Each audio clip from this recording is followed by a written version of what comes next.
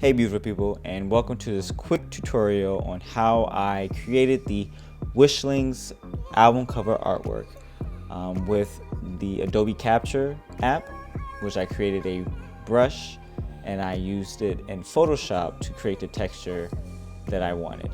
So one of the first things that I did, I created a blank layer and I put that blank layer underneath the actual image. And I took a color sample and I colored that brown on that layer. And so then I added a mask on top, a white mask.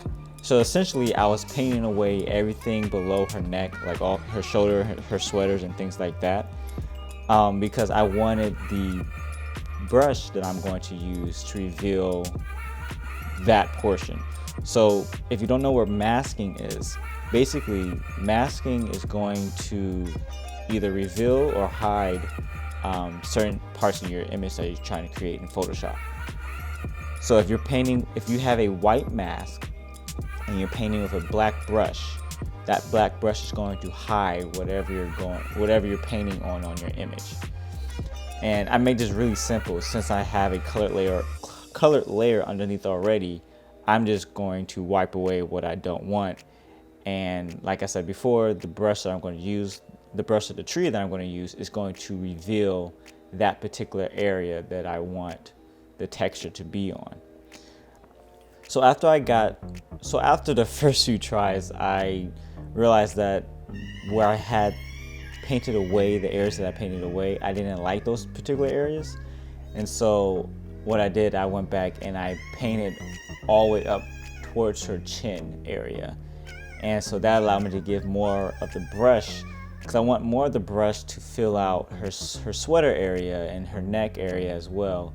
And the cool thing about this brush, the image that I found, it had these clouds and the atmosphere already there. So I left that, I didn't edit that out in the app. And so that allowed to have some slight variations of opacity in the actual image and the actual brush.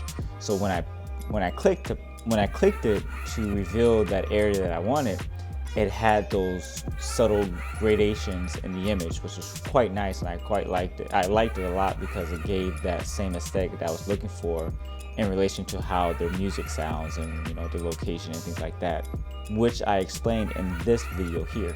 So as you can see, this is a very simple setup, and I'll run through it again real quick. So essentially I made a colored layer underneath the image that I had, and I took a color sample.